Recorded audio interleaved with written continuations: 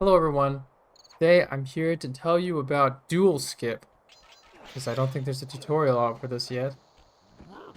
So the level starts as normal. You know, you do your cutscene skip here, but now you have to go over here, and um, for this ledge grab, you want to grab this corner. You don't have to. It's not required for the trick, but this is the most consistent because you should never have to worry about hitting the cutscene when you jump up like that if you ledge grab the corner. Just tap X, point forward, and now we're going to do a boosted slope jump. So the inputs involved, we're going to jump forward, uh, kind of like we're doing a boost jump here, but we're against the wall, right? And well, really, this is just boost jump inputs. So if you can do boost jump, then you should be able to do this.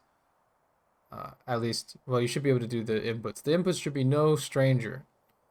But this trick is kind of weird, because this is the hardest part of the trick, because there's a high possibility that you just get stuck like that, um, or that you get no height, and it's very easy to do that.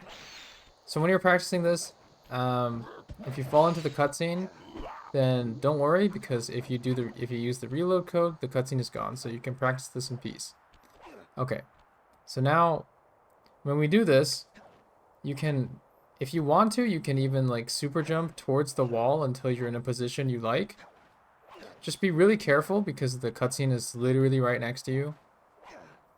So that probably would have hit the cutscene actually. And what you kind of want to be going against is like you want to be following like this kind of line here.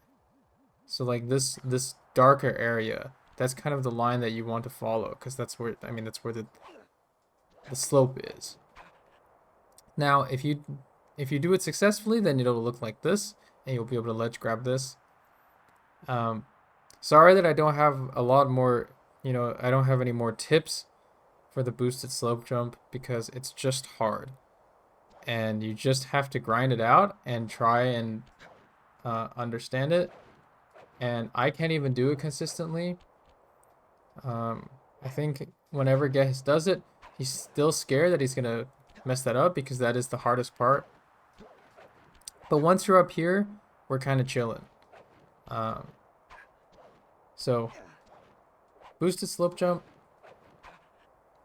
and then get this ledge grab, go up, and then you want to get this ledge grab here. Okay, not this one. So we want to get this ledge grab here. And then what I would do now is to shuffle left and then click R3. The reason you do this is because if I shuffle to the right, click R3, you can see the camera changes. Every time I move to the other direction and click R3, the camera changes. So just go to the left and keep it and just click R3 and then never touch the camera again. Now what we're going to do is we're going to line up Sly's sort of knee, his right knee, with this, you see this gradient in the background, right here, this gradient. And we're going to line up his knee with right where it changes. It starts to change from dark to light. That's where we want. So,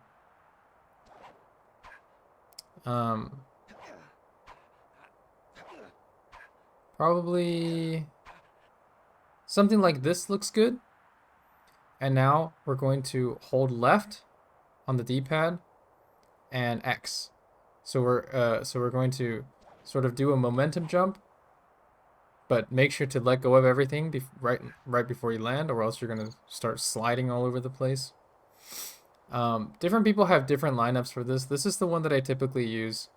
I think Gehez does something else. Gehez also likes to use invisibility here to check if he's really grounded, but I'm not entirely sure if that even actually makes a difference necessarily. But anyway, it doesn't really matter. This should be this has been pretty reliable for me, and yeah, I hope it should be fine. It should be fine. So now we're going to start super jumping on the collision that we were ledge grabbing on. So 1, 2, 3, 4 should be enough to get you out of there. So starting from this point, we're going to do a curved jump past that. I can't really point it out right now, but there's this. So you can see like there's a ridge where I'm standing on, and then there's a ridge farther back. We need to jump past that because that's if we land there, then we're going to hit the trigger to exit the level. So we need to curve around this trigger. It's actually really big, but we need to do a curved jump, and my recommendation is to use momentum preservation. Now I dropped the super jump, which is not good, but I'll just do it like this for demonstration. So you see that if we land here, then we don't touch the trigger, and then we're going to be going over here. So not quite like that, but I hope that kind of illustrates the point. So what I mean by momentum jump here is that we need to hold X on this first jump, and it sort of makes the curve a little bit nicer, but it's not mandatory by all means. You don't have to do it at all. That's just something that I like to do because I think it makes it easier. So back here, I'm going to curve around, super jump, keep super jumping, and then we want to get this ledge grab. So you might have think that I grounded there, but it's probably fine. Don't worry about it if you land there. It's probably not a big deal. Now, if you're doing this in a real run, you need to have a charm because we need to take damage. I don't have a charm because this is my practice file and I have void safety, so it doesn't matter. But if you were going to do this in a real run, you need to have a charm. So good luck. Don't lose it. Okay. So if you see this camera angle that I'm at right now, this means that I'm perfectly on the corner. So if I go a little bit to the right, then you can see that it shifts the camera like this. If I go a little bit to the left, then it shifts the camera. Can I go to the left, please?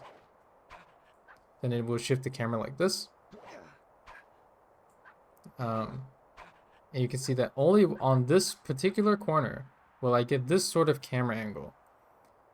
I don't have any visual cues for this. I just do what looks right, and this looks right to me. So I'm just gonna go for it.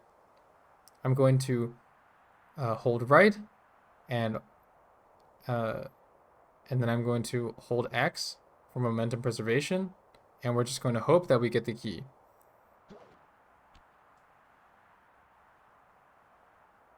And there we go, we got it.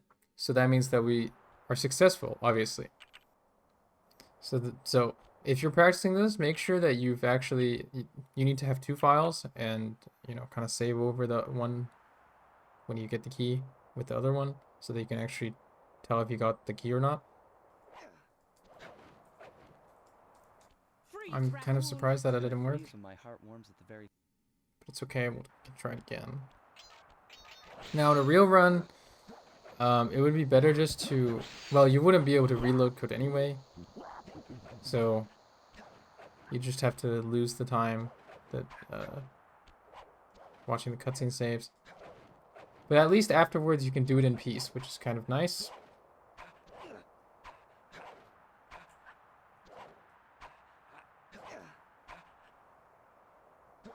So that looks like it's probably going to be fine.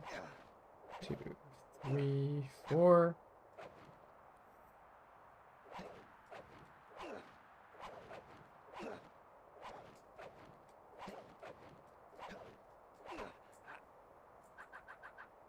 That looks fine. And boom, we got the key. Okay, so that's the end of the tutorial. Goodbye.